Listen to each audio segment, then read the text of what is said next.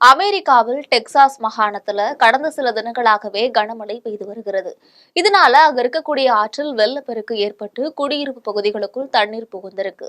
இதன் காரணமாக அங்க இருக்கக்கூடிய பொதுமக்கள் தங்கள் வீடுகளை இழந்து நிர்கதியாக நிற்கின்றனர். மேலும் வீடுகளில் வெள்ளம் சூழ்ந்ததால் பொதுமக்கள் நிவாரண முகாம்களில் தஞ்சமடைஞ்சிருக்காங்க. குறிப்பாக டெக்சாஸ் மாகாணத்துக்கு உட்பட்ட கெர் கவுண்டி பகுதியில கடுமையான சேதத்தை பொதுமக்கள் சந்தித்து வருகின்றனர். அந்த பகுதியில் மட்டும் இதுவரை 43 பேர் உயிரிழந்திருக்காங்க. 27 சிறுவர்களை காணவில்லை என தகவல்களும் வெளியாகி இருக்கிறது. அவர்கள் அனைவரும் கிறிஸ்டியன் யூத் கேம்பில் தஞ்சமடைந்தவர்கள் ஆவர். டெக்சாஸ் மாகாணத்தில் பெய்து வரக்கூடிய கனமழைக்கு இதுவரை 15 சிறுவர்கள் உட்பட 51 பேர் உயிரிழந்ததாக தகவல்கள் வெளியாகியிருக்கிறது.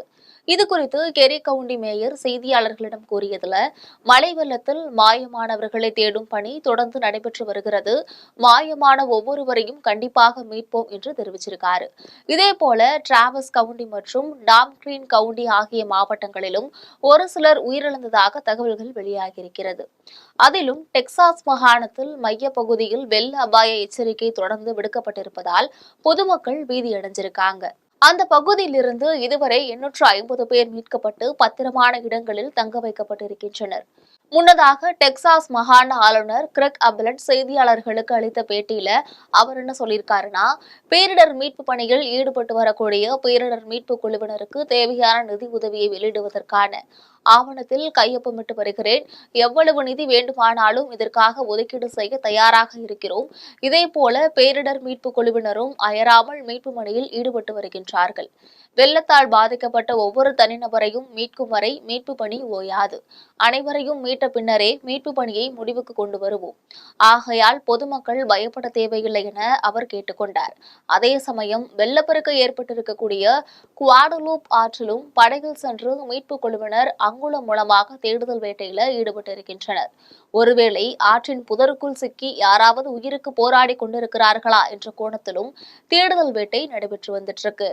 வெள்ளப்பெருக்கை கட்டுப்படுத்துவதிலும் மீட்பு பணியிலும் உள்ளூர் நிர்வாகத்துடன் இணைந்து துரிதமாக செயல்பட்டு வருவதாக அமெரிக்க அதிபர் டொனால்ட் ட்ரம்ப் தெரிவிச்சிருக்காரு. மேலும் இந்த வார இறுதிக்குள் டெக்சாஸ் மாகாணத்தில் மையப்பகுதியில் மீண்டும் வெள்ளப்பெருக்கு ஏற்பட வாய்ப்பு இருப்பதாக அமெரிக்க வானிலை ஆய்வு மையம் எச்சரிக்கை விடுத்திருக்காங்க. அதிலும் 5 முதல் 12 சென்டிமீட்டர் வரை மழை பதிவாக இருப்பதாக எச்சரிக்கை விடுக்கப்பட்டிருக்கு. இதன் காரணமாக பொதுமக்கள் வீதியில் ஆழ்ந்திருக்காங்க.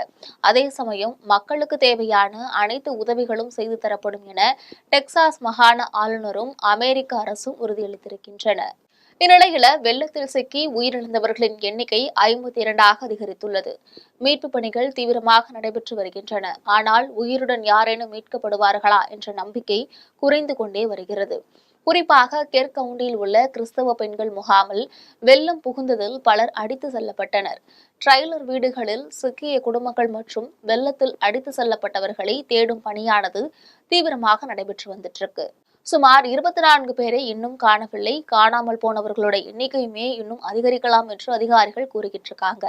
இது நேரத்திற்கு எதிரான போராட்டம் என்று மாநில மற்றும் உள்ளூர் அதிகாரிகள் தெரிவிச்சிருக்காங்க. இருப்பினும் இன்னும் யாரேனும் உயிருடன் மீட்கப்படுவார்கள் என்ற நம்பிக்கையை அவர்கள் கைவிடவில்லை. உயிரிழந்தவர்களோட எண்ணிக்கை தொடர்ந்து அதிகரித்து வருவதால் அடையாளம் காணும் பணியில் அதிகாரிகள் ஈடுபட்டுள்ளனர். உயிரிழந்தவர்களில் 8 மற்றும் 9 வயது சிறுமிகளும் அடங்குவர். மேலும் 27 வயது இளைஞர் ஒருவர் தன்னுடைய குடும்பத்தை காப்பாற்ற போராடி உயிரிழந்திருக்காரு. அவர் தன்னுடைய குடும்பத்தினர் இருந்த ட்ரைலர் வீட்டின் ஜன்னலை உடைத்து அவர்களை வெளியேற்ற முயன்றிருக்காரு. ஆனால் வெள்ளம் வேகமாக வந்ததால் அவரும் உயிரிழந்திருக்காரு. வெள்ளம் சூழ்ந்த பகுதிகளில் மீட்பு பணியாளர்கள் படகுகள் மற்றும் ஹெலிகாப்டர்கள் மூலமாக தேடுதல் வேட்டையில் ஈடுபட்டிருக்காங்க. வீடுகளை இழந்தவர்களுக்கு தற்காலிக தங்குமிடங்கள் அமைக்கப்பட்டுள்ளன. அவர்களுக்கு தேவையான உணவு, உடை மற்றும் மருத்துவ உதவிகள் வழங்கப்பட்டு வருகின்றன. இந்த வெள்ளம் டெக்சாஸ் மாகாணத்தில் பெரும் சோகத்தையுமே ஏற்படுத்தியுள்ளது. உயிரிழந்தவர்களின் குடும்பங்களுக்கு இரங்கல்கள் தெரிவிக்கப்பட்ட வண்ணம் இருக்கு. மேலும் காணாமல் போனவர்களை மீட்கும் பணி தொடர்ந்து நடைபெற்று வருகிறது.